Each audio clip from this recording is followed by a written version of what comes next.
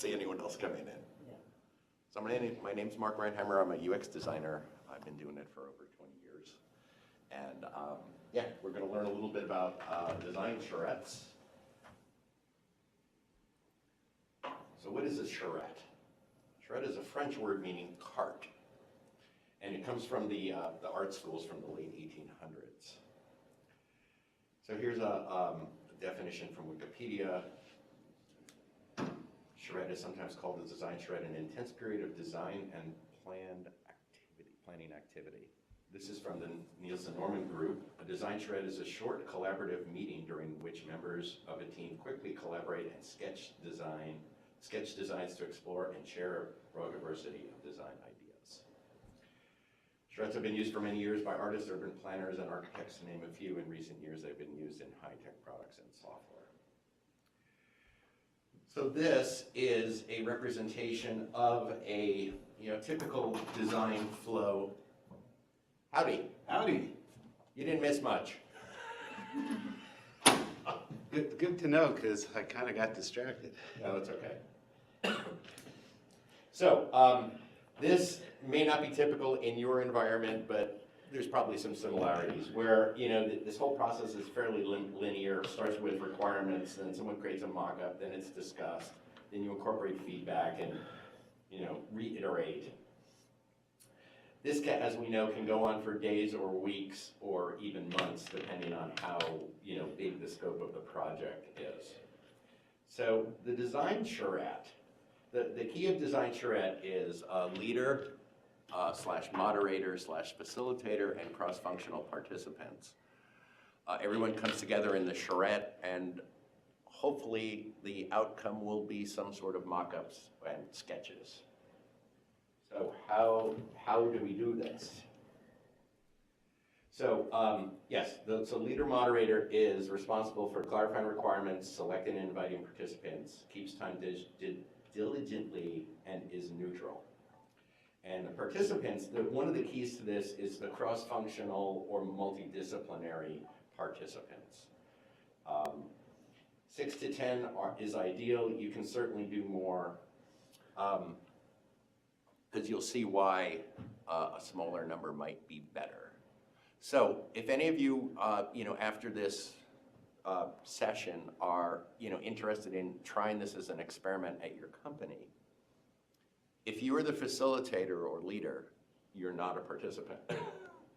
Because the key is someone who, yes, you pick the people, you keep time, and you're neutral. So if you're a participant, you really probably have a stake in it. Howdy. Hi. Does that mean that you shouldn't, if I'm leading this, I'm not going to be neutral, right? So does that mean I just kind of stay out of it? Yeah, correct. Your facilitator is making sure everyone, and we'll get to the flow and the process of it. Okay.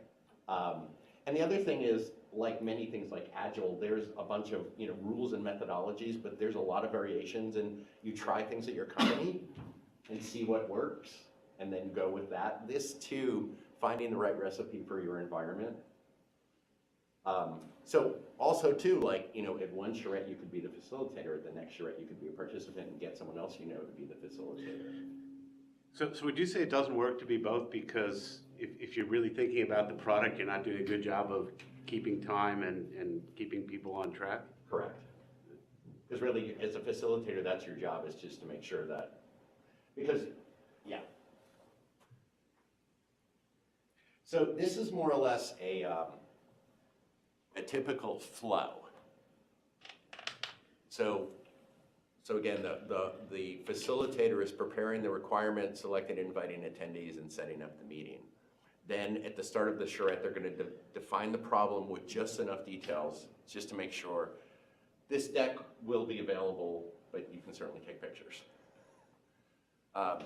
Defining the problem, just enough details, because you don't want to give too much away, because you want people to think actively. And then there's questions and answers. Then basically there's a generation section, which we will be doing today when we get to our design problem. Basically, you're going to be thinking of an idea, sketching, everyone on their own. This is generally more like 10 minutes, but today we're doing 5.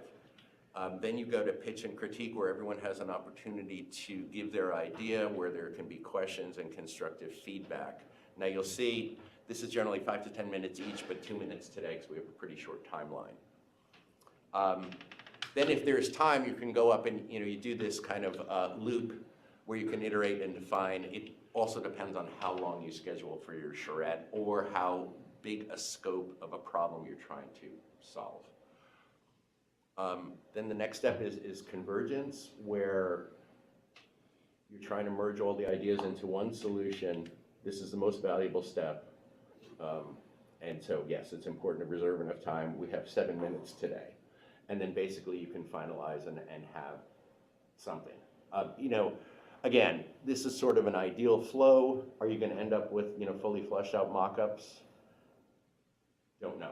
But you'll probably have some good ideas to work with.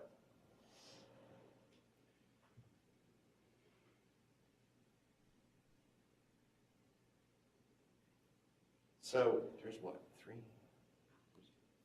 6 of you?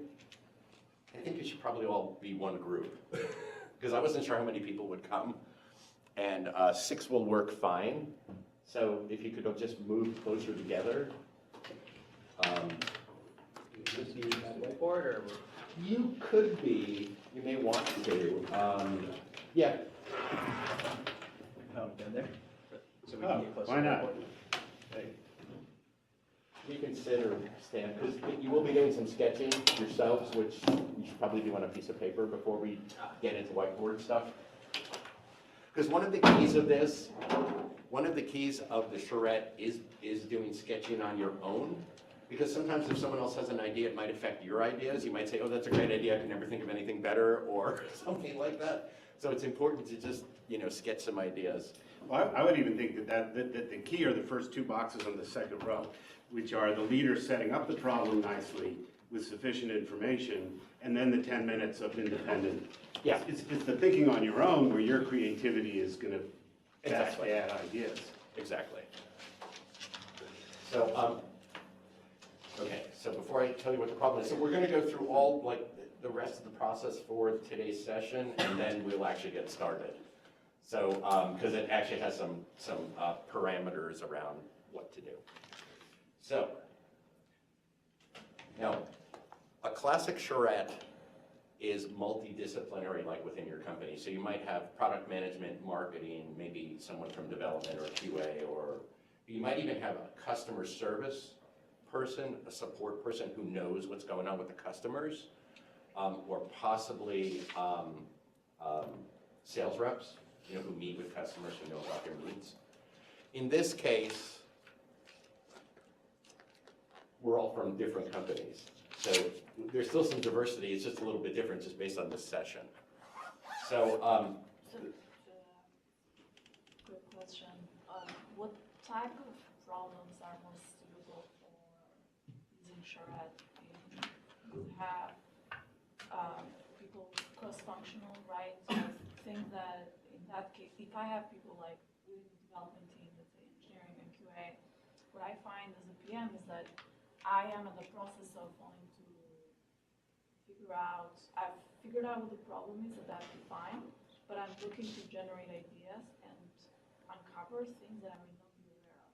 right, That's when I get engineering and QA in the room, explain the problem, walk them through some of the key things, and then people start talking. right, There is this to consider, there is that, and there is that, and that's to me part of the requirement process of really figuring out the nature of the problem that we're solving. But when you have in different contexts, when you have, let's say, marketing and sales, and together all those people, that to me is about, at that point, figuring out maybe product vision or strategy or other things. To me, it depends really on the group and the kind of problem we're solving. yeah, somewhat. Okay. Somewhat, and also too, if you have a very big or complex problem to solve, it may take a number of charrettes. You may start and have a charrette for the upper level thinking, and then maybe charrettes for some of the modules or actual pieces of the solution. I don't want to say software per se, because it could be any number of It could be things. anything, yeah. That's where I was going, that in the different contexts, it could be about go-to-market and other things, but in the context of product development, it could be about building Yeah. something new. But the idea too is that everyone has valid ideas. So you might be an engineer and engineers think like engineers, I love them, but I can't do what they do. But I also don't think the way they think. Yeah, and another point I would highlight also is the stakes of each of the people involved. Like, what is it in that for them to Yeah. contribute to the best idea? So Yeah. engineering frequently would really get involved because they might have concerns about something being not realistic. They always have not concerns. maybe, yeah. And so QA has that intuition about certain things and how testable they are that engineering and PM may not be aware of at times. Yeah. So, Yeah, but you know, this is really pure thinking, thought, brainstorming. It's not about what we can't do. This is about what's possible. And then you go from there. I mean, even if you have the mock-up at the end, it doesn't mean that's literally what's going to get built. So, okay, so drum roll. How would you improve the business travel experience in your company? Because I would assume at least some of you travel for business and you have to use some internal systems and they probably could use some help. So anyway, you don't have to start thinking yet. I'm just going over what the design problem is. So it should be interesting because everyone will have ideas because there's probably some similar problems, some different problems. And again, this is not about, today is about getting a taste of this. It's about getting your feet in the pool, if you will. Obviously, well, if any one of you want to take back any of these ideas that come up today to your company, you're welcome to do so. But this is really to engage in that process and, you know. I think building on her question, though, what is the size of questions? Like, this is an interesting, like, size of question that you're asking. How big or how small a problem would you actually engage on in such a design charrette? I think that she asked that and kind of had that Yeah. same question when you asked it. different angle. Different angle, yeah. That's valid too.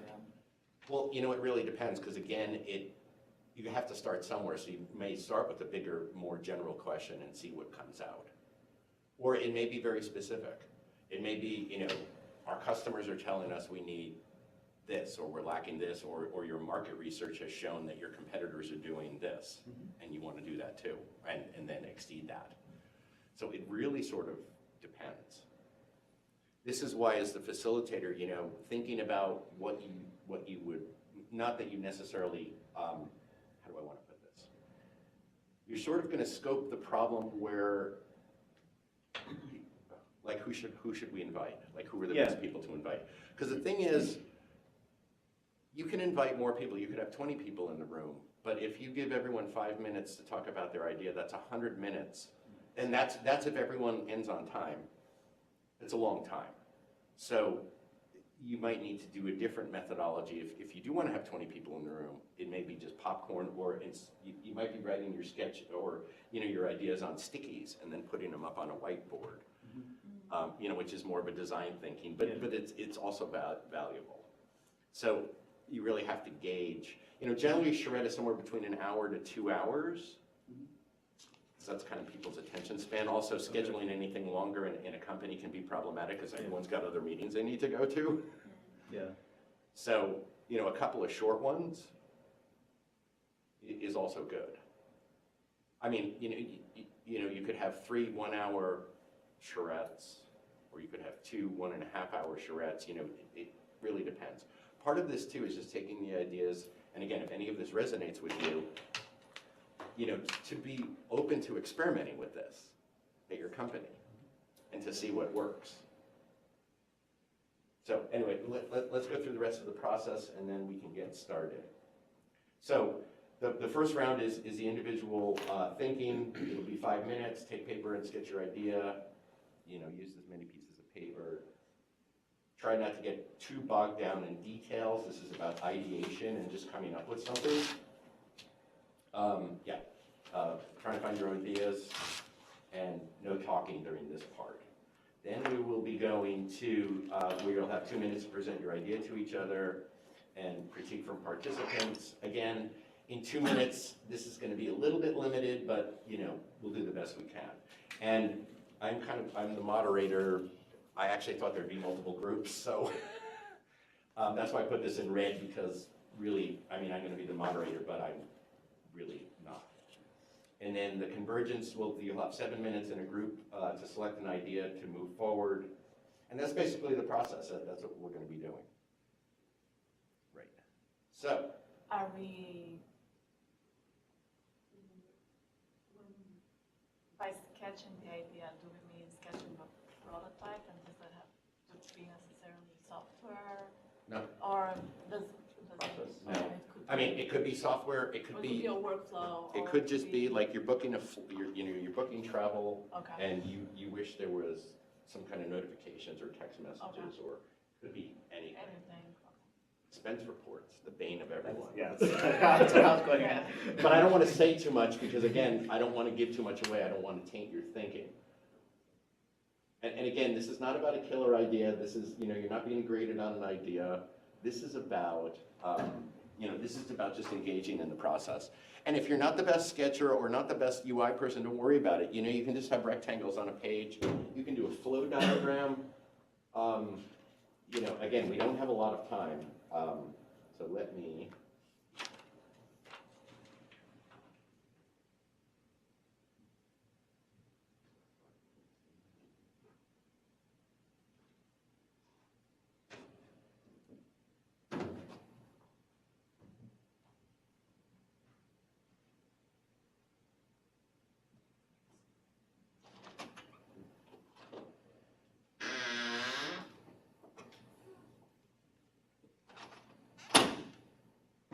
You know what, don't take this too seriously. It's about having some fun.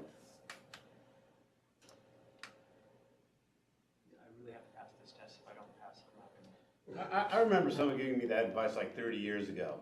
I still haven't learned it. I've tried.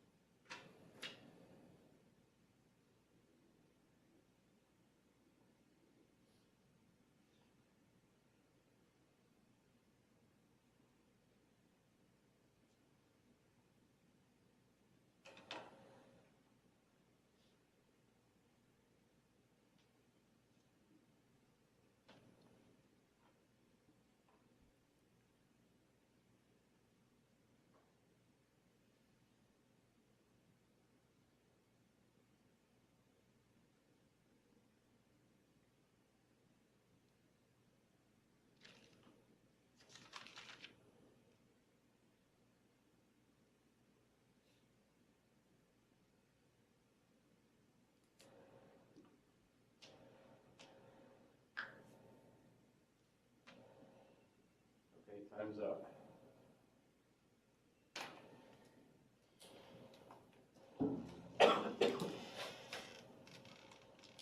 All right, so, best, I mean, maybe people in the closer row turn around and they see, you know, so we're kind of in a group circle of some sort.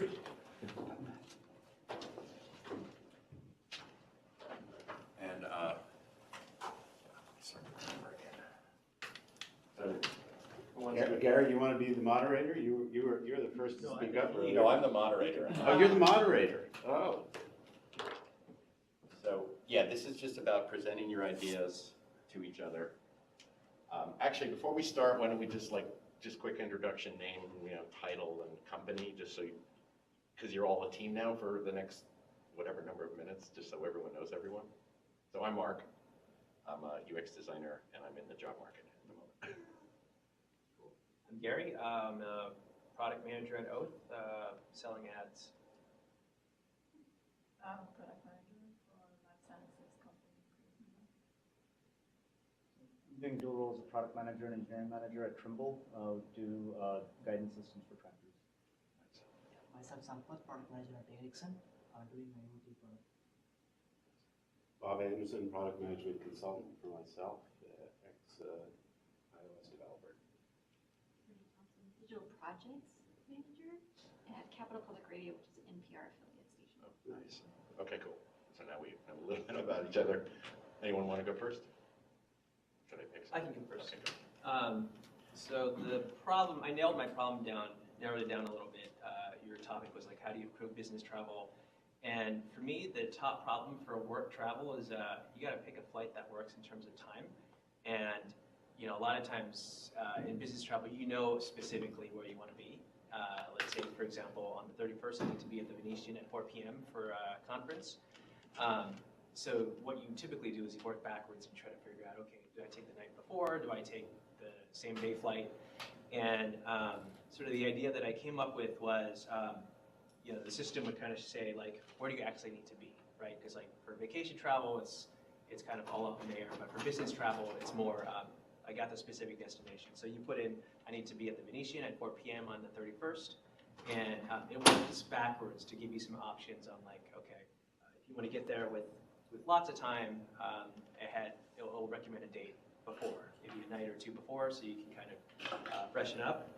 And then if you want to be just on time, because maybe you have a family and you don't want to spend any more time doing work stuff, then it'll recommend a flight sort of slightly before, so that you just arrive just on time. So that's my idea. Well, we have about 45 seconds for questions, if anyone has questions.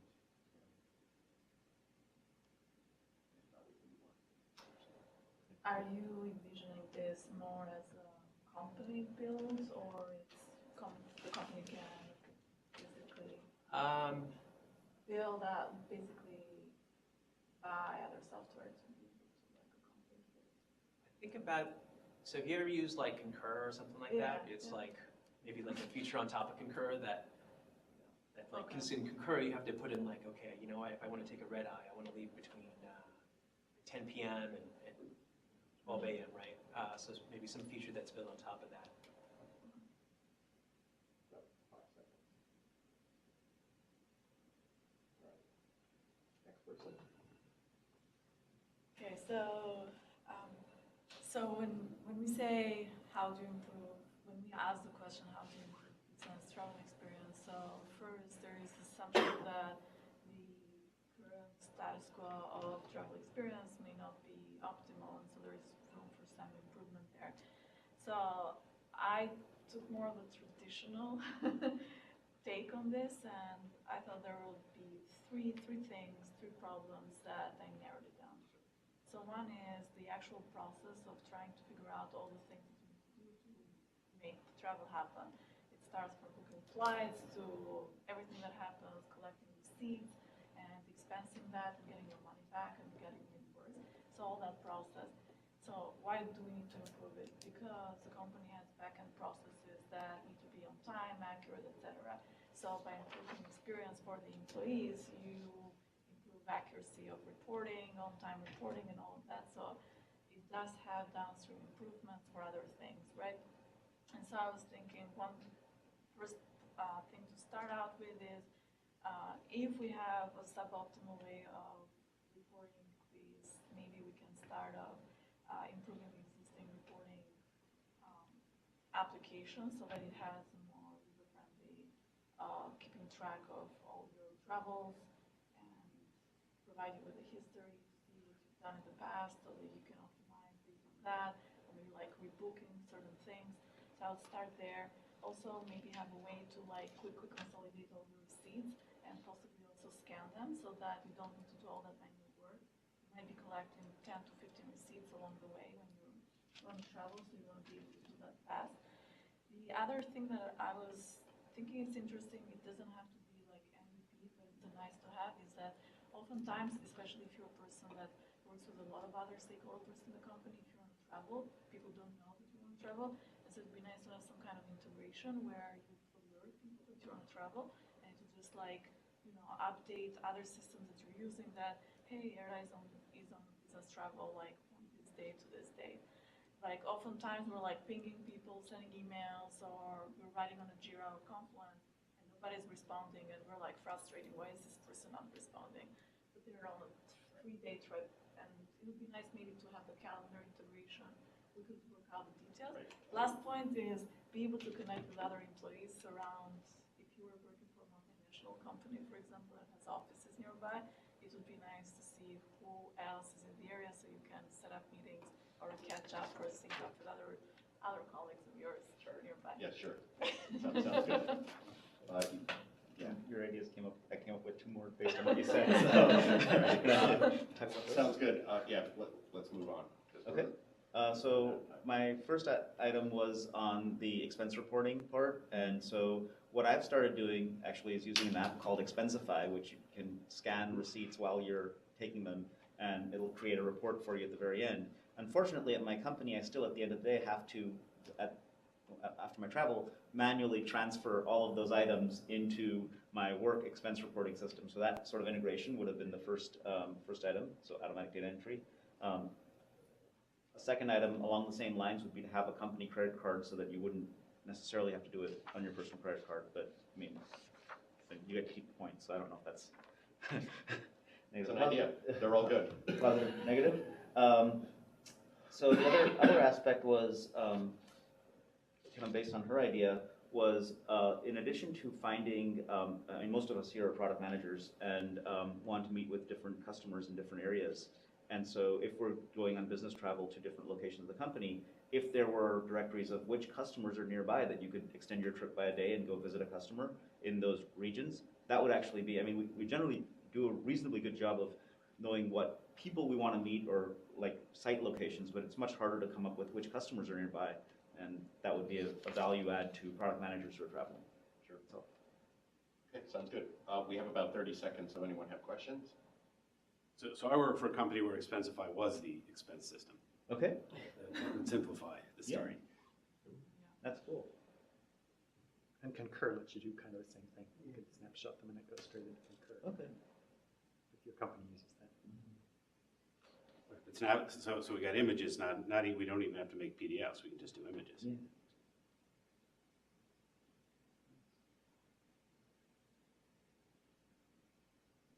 Got about 4 seconds, so.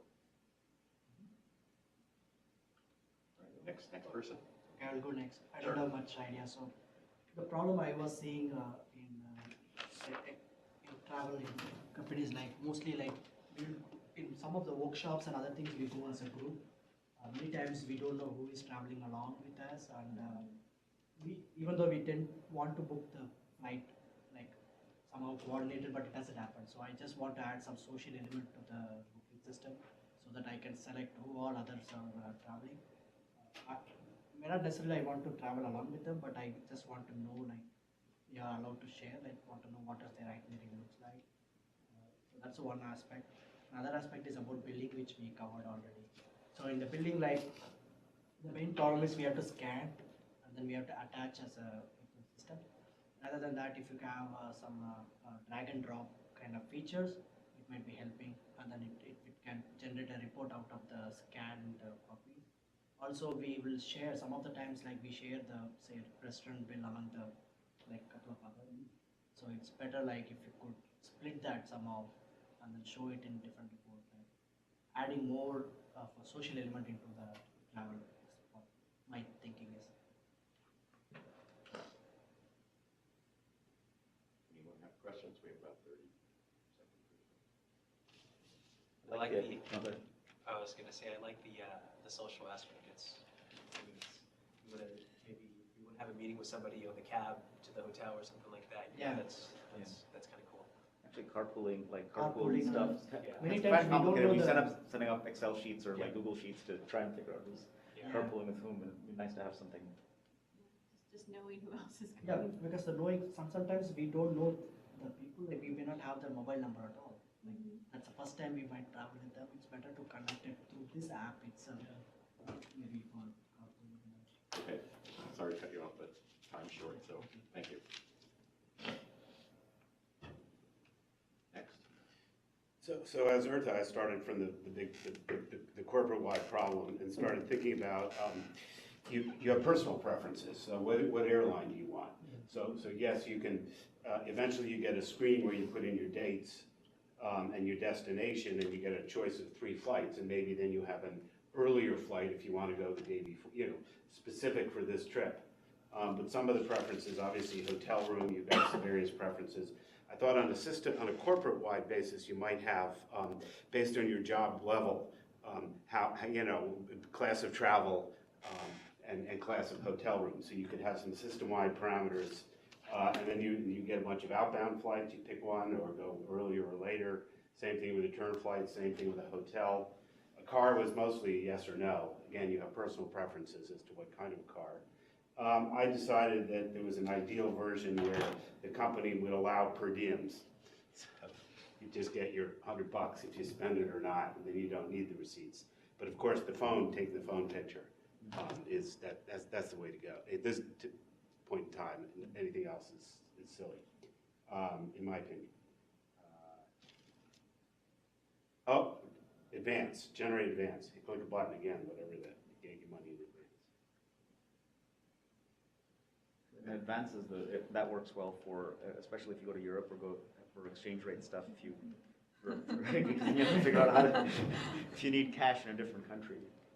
And especially getting in advance to buying the tickets when you're flying like long distance, so that you don't have to like get this huge bill on your own. And that Or lower level employees, sometimes truck drivers or people have to travel too, and so they don't have a lot of cash flow. Exactly, yeah.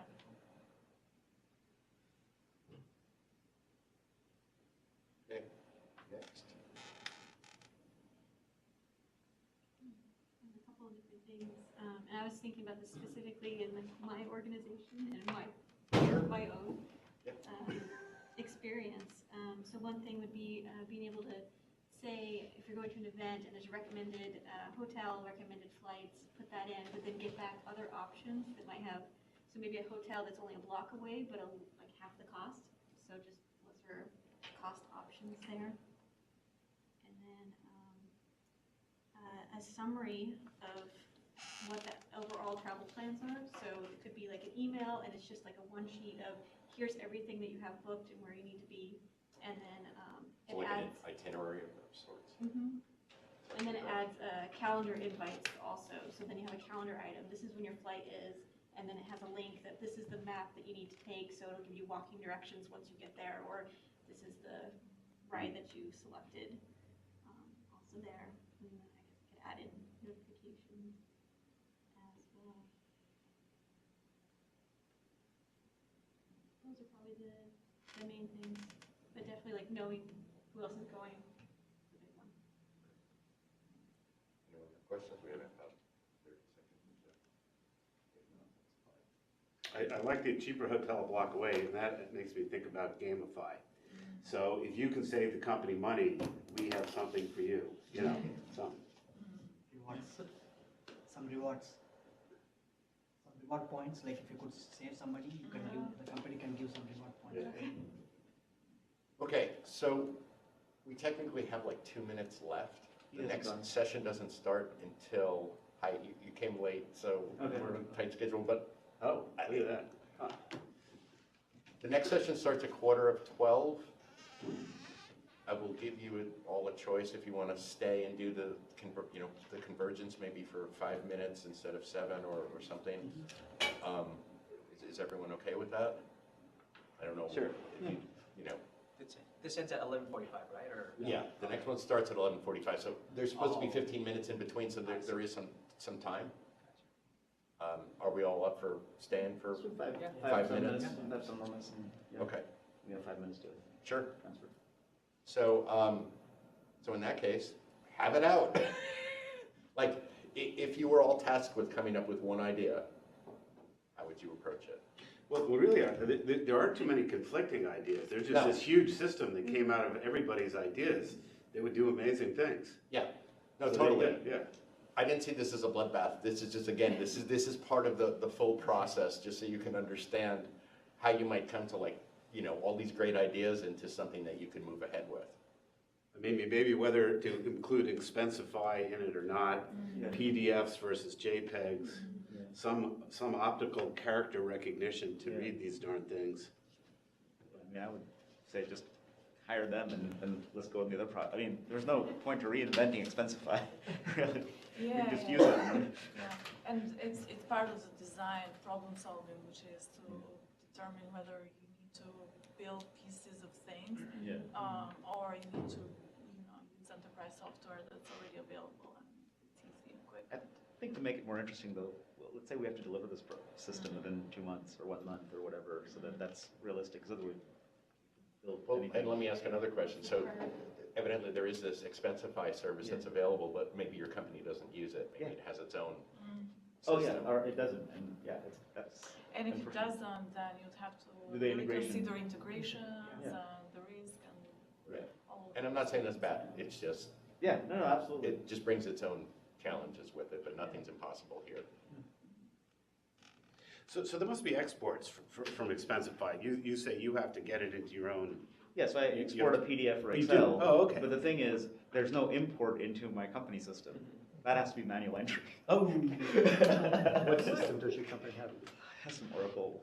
Have they based system blocked that- it? Have they just blocked the billing, or they just don't have that? They don't have any, I mean, like they- no integration of any type? there's no import.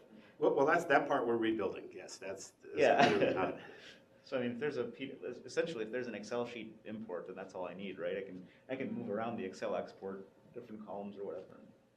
But yeah, that's. Yeah, it's without something like Expensify, what I find with companies build expense system, I basically take screenshots of like my Uber receipts and flights and everything, and I have like 20, 30 of them sometimes. Yeah. If it's a long trip, super annoying.